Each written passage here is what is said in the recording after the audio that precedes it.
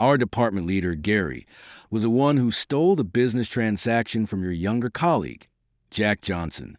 Our bright new Harvard student shouted and joined the bandwagon. He grabbed the agreement.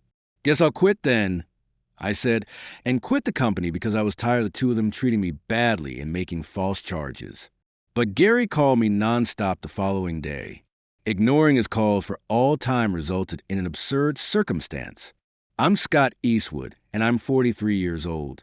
I am an assistant manager and a salesperson at my present employer, which I started as a recent graduate. Although it's not the ideal position, I'm content with it. The work environment is decent, and the money is sufficient to sustain my family. Part of the reason may be that I tend to take directions from others quickly and avoid conflict. Putting yourself in other people's shoes helps you understand how to act and makes most things clear. Instead of getting into serious disputes, it is preferable to concentrate on how the entire department can improve things and boost sales. I've always done it this way without experiencing any major issues, and I intend to keep doing it this way. But lately, some clouds have begun to appear in my otherwise idyllic life. The entrance of a recent graduate employee served as a catalyst. His name is Jack Johnson, minus 22 years old, and a Harvard graduate. Jack finished without repeating a single year, which made him quite desirable during his job search. Even though many students take extra years, it's surprisingly simple to find a job despite having a lot of offers. I went with the simplest one. About 6 months into his job, Jack began to reveal his true self. He appeared to be a decent, impressionable young man at first, but recently he's been acting more like a regular young person in the modern world. Regardless of the circumstances, he consistently leaves work on time and stays away from any jobs that call for more effort. He puts his personal life first and lets his co-workers handle the work. Even if it is incomplete, Jack's incomplete assignments frequently ended up with me because I was in charge of his training. I wasn't too bothered by it at first, but lately I felt the urge to talk to him about it. I understand that your personal life is important, but you need to finish your work properly. "Is this a lecture?" he replied. "I am working and I am capable of doing my job." "You're doing the work, but you're not meeting the deadlines I set." Yes, Jack isn't entirely neglecting his responsibilities. He doesn't fool around during work hours. Rather, he is simply slow. I've been assigning tasks according to his capabilities recently, but he still doesn't finish them. He most likely believes that finishing at 80% is sufficient. As I reduce his workload, the amount of work he completed also decreased. "It's okay now since you're new, but what will you do when you have to handle work alone?" "It's fine. I'm a Harvard graduate, and I'm good at my job. If you don't start doing it now, it won't matter. Your performance reviews will be affected." The moment I said that, Jack's carefree expression hardened. "Are you trying to lower my performance review?" "It's not about lowering it. If things stay as they are, it will be low. And I can't send you to clients alone." "Oh, I see, Scott. That's the kind of person you are. I understand now." With a meaningful expression, Jack returned to his desk. Since then, he's mostly ignored me when I tried to talk to him. Even if he did respond, it was with vague answers like, "Oh, okay, I got it." Feeling increasingly unable to handle it alone, I decided to consult with the department head. "Gary, can I talk to you about Jack for a bit?" "Sure. How about we go to a bar after work?" Gary Cooper, who became the sales department head a few years ago, is now 54. Sometimes he takes his subordinates out for a drink, listens to their concerns, and gives precise advice. He's a good boss. So what's going on with Jack? After work that day, Gary and I went to a nearby sports bar. We ordered beer, potatoes, and chicken wings. After toasting, we finally relaxed. It seems I'm not capable enough. He doesn't listen to me at all. "Is that so? I'm sorry I haven't been paying enough attention." "No, I've been reducing his workload, but he still can't keep up." Then I unloaded all my accumulated complaints to Gary. Actually, I've been puzzled by something for a while now. It's Jack's attitude. While he disrespects me, he's polite to Gary and the other employees. He immediately starts any task they give him and has never missed a deadline. I've never seen him brag about his degree or claim that he's capable to anyone but me. He doesn't say those things to me. Why does he only do that to you? I think it's because I only graduated high school. Everyone else has a college degree. That's true, but is that really a reason for such bad behavior? Jack's attitude changed abruptly after I told him I only had a high school diploma. So it seems like he looks down on me for my lower education level. I'd be surprised if there was any other reason. Even after telling Gary this, he couldn't imagine such behavior from the kind Jack he knew well. I'll have a talk with him too. For now, let's just drink. Thank you. That ended my consultation, and after that, we watched baseball on the bar's big screen and caught up with each other's lives. Going out for drinks with Gary made me feel refreshed. Seems tough, so today's on me. Oh, I feel bad, especially after you listen to my problems. You got the day off tomorrow, right? Use the money to take your wife on a date. Gary really is a great guy. In the end, Gary treated me. And when I got home, I drank plenty of water to prepare for the next day's date. It's been a while since we went on a date. My wife, Malene, said, looking very happy to be going out. That day went smoothly and ended happily. But the next day at work, I noticed a strange atmosphere. Gary, who usually greets me first, was glaring at me. Is he mad because I took the day off suddenly? No, but he didn't seem upset when he took me out for drinks. So why? While I was thinking about this, Gary called me over. Scott, right after you arrived, we need to talk in a separate room. Okay, understood. Not knowing what was going on, I could only respond like that. I quickly put my stuff at my desk and headed to the designated room. From Gary's demeanor, it was clear he was angry, but I didn't know why. Being uncertain about the reason made me anxious. With heavy steps, I reached the room and grabbed the doorknob. Excuse me. I was sure I was going to talk to Gary alone. However, when I opened the door to the room, there was someone else there besides Gary. It was Jack. Finally, you're here. Have a seat. So what is this about today? Then Gary, who is usually kind, raised his voice. Stealing your younger colleague's business deal. Wait, hold on, what is this about? I heard from Jack. He said you stole a business deal he arranged. My mind was filled with question marks. I'd never stolen anyone's business deal. And Jack isn't even at the level to go to business meetings alone yet. We talked about this before, right? Jack is not yet able to handle meetings with clients on his own. That's just an excuse, isn't it? Didn't you just want to take credit for yourself? Wait, I don't understand what's going on. I was flustered by these sudden false accusations. When I looked at Jack, he had a smug expression on his face. Did Jack tell Gary something? Jack is still at the stage where we asked him to do minor tasks. That's not what I heard. He said he went to a meeting, got the contract, and then you took it from him. Wait, I never heard that. Jack, why don't you say something? Jack kept looking at me with that creepy, smug grin. What did he tell Gary to make him this angry? I didn't understand. I needed to prove my innocence first. Which deal are you talking about? It should be easy to check. The one with Smith Corporation that you brought in recently. I didn't realize it was Jack's. No, it's not. I've been working on that deal for over a year. Smith Corporation is a significant player in the industry, and we haven't been able to do business with them at all despite numerous calls. I couldn't get through to the person in charge and almost gave up, but then I finally got to speak with the person in charge, and we arranged a meeting.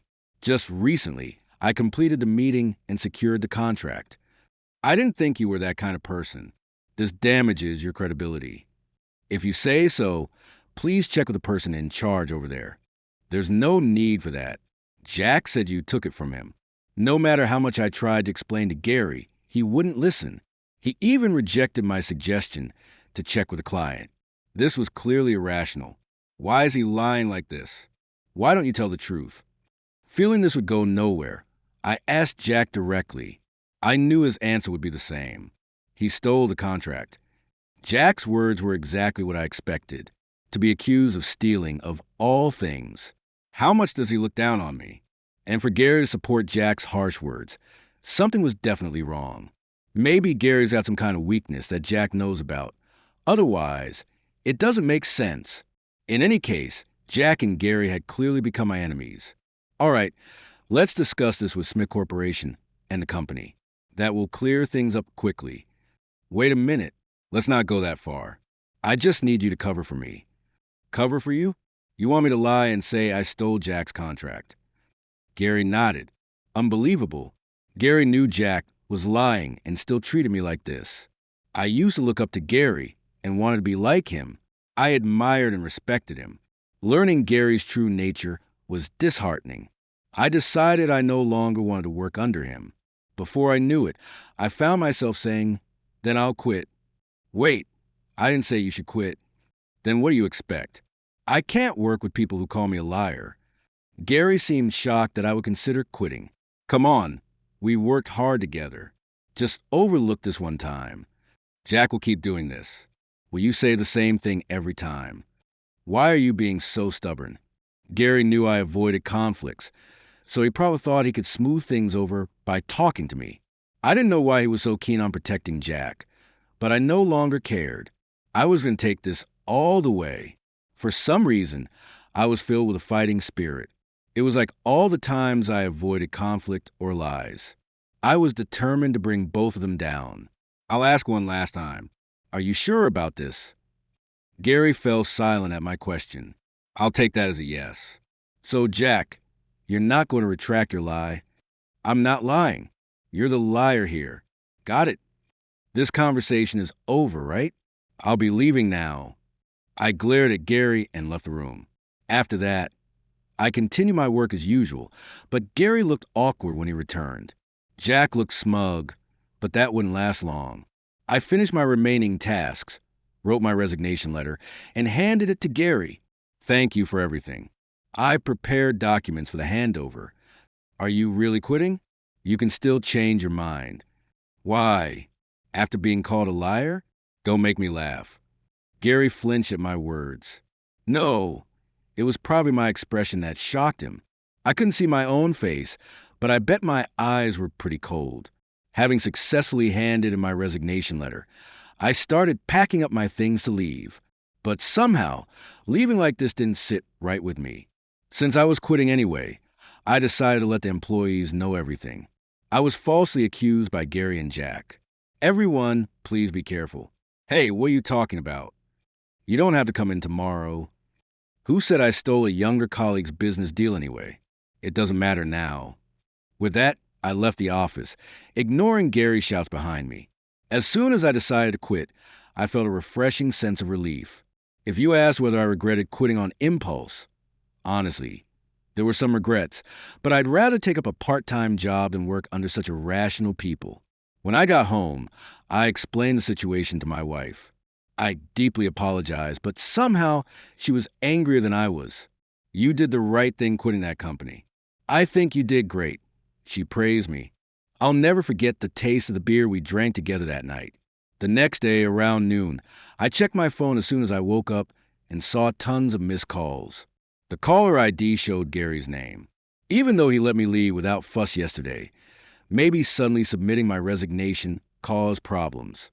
Thinking that, I called him back after just one ring. Gary's voice came through the speaker. Hey, it's a disaster. You need to come to the office right now. Disaster? I submitted my resignation, didn't I? What are you talking about? We've got a complaint from Smith Corporation saying the wrong person showed up. Apparently, Jack had gone to meeting with Smith Corporation by himself. Gary had seen through Jack's lies but still thought he was competent. However, when Jack arrived at Smith Corporation, they called saying the representative was different. To fix it just this once, could you please go to Smith Corporation right now? But is it okay for someone who's no longer an employee to go? This is an emergency. We can't worry about that now. Gary's unreasonable request left me stunned, but then an idea came in mind. All right, I understand. Really? Thank you. I'll treat you to a drink next time. Gary hung up before hearing the rest of my response. As soon as the call ended, I muttered to myself, I never said I'd go to Smith Corporation. Gary had misunderstood my words. I said I understood, but I never agreed to go in person. All I needed to do was explain the situation to the representative at Smith Corporation. After a while, I called the representative at Smith Corporation. This is Scott Eastwood. I'm calling because I received a message from my former employer. Scott, thank goodness. What is going on here? I've already quit the company and no longer have any dealings with Smith Corporation. The representative sounded extremely surprised at my words. Quit? This is the first I've heard of it. Can you explain what happened? They're claiming that Jack arranged the contract with you and that I stole it. Jack? He's here right now, but you're the one who secured the contract, right? I was relieved to have someone who could vouch for me. Just knowing that lightened my heart considerably. I ended up looking like the bad guy, so I resigned yesterday. I see. That must be tough, but I support you. Thank you. Well, I'll be going now. Thank you for everything, even if it was brief. After hanging up, I felt like a weight had been lifted off my shoulders. I had explained things to the representative at Smith Corporation, and I would no longer have to deal with Jack or Gary. I didn't know what I would do next, but I felt like I could manage. After all, for someone who has always avoided conflict, I had managed to stand up to those two. That alone made me feel like I had grown a lot. Fortunately, I had savings, so I could survive without a job for a while. I decided to take a break until I felt at peace. The next day, I received another call from Gary. Hey, I told you to go to Smith Corporation yesterday. Why didn't you go? As soon as I answered, Gary was yelling, even if you say that, I'm no longer obligated to follow your orders. I've done so much for you. This is a disaster, a disaster. What do you mean? Gary sounded even more desperate than yesterday, but there was a different tone to his voice this time. Smith Corporation called and said they won't do business with us anymore, not all in the future. Why is that? How should I know? They also said they're canceling contracts with their subsidiaries. Smith Corporation was a big company with several subsidiaries, all of which my former company had contracts with. Canceling all those contracts would be a significant loss. Anyway, I've been called in to explain to upper management. You need to come too. Understood. Finally, you get it. I'm counting on you this time. With that, Gary hung up. But again, Gary misunderstood me. I only said understood, not that I would go. Eventually, when I didn't show up, Gary got fed up and called again, but I didn't answer. In fact, I ignored all the calls from Gary that came later. Then calls started coming from the company's number, but I ignored those too. That's because I had already spoken with the CEO. The representative from Smith Corporation would vouch for me. I didn't plan to be involved anymore. I see. I wasn't aware of this. I'm truly sorry. No, I should have informed you earlier. I wish you all the best in your future endeavors. The day I submitted my resignation, I called the CEO. Fortunately, he believed me, and things went smoothly. Sometime later, I found a new job. It was tough since I was in my 40s, but I managed to get into a company I wanted. I was assigned to the sales department again, but this time, everyone was kind, even to an old guy like me. They patiently taught me the ropes and never made unreasonable demands. Today, I was scheduled to work in the office all day for some administrative tasks. Scott, how about we go to that burger shop you mentioned today? Sounds great. It should be less crowded at this hour on a weekday. All right, I'll invite everyone else too. Being in sales, we're not always in the office, but when we are, it's normal for us to go out for lunch together. I couldn't imagine this at my previous job, but this suits me much better. There's no line, so we should be able to get in. I took 3 of my colleagues to the burger shop. Despite having people inside, we were seated by the window. We ordered our favorite dishes and started chatting when I heard a familiar voice. This is seriously the worst. I thought that old guy would be useful. Are you talking about Gary? Didn't he support you because you promised to introduce him to a young woman? Exactly. Can you believe a man in his 50s acting like that? The voice from behind was Jack's. It seemed they were talking about Gary. Ignoring my colleague's conversation, I eavesdropped on the conversation behind me. Didn't someone quit because of that? Oh, yeah, that dull old guy. If things had gone well, we could have landed a major contract. Come on, just because he didn't go to college? That's harsh.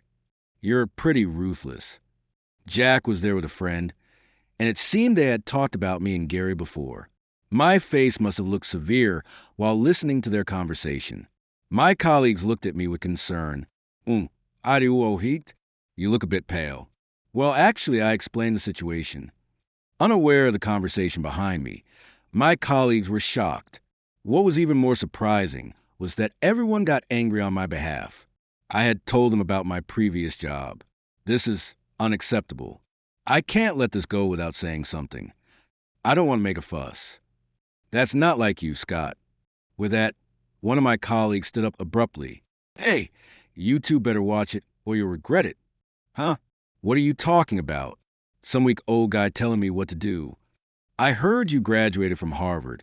Is that true? I went to Harvard too. What club were you in? I could feel the atmosphere tense up immediately. What's with the sudden questions?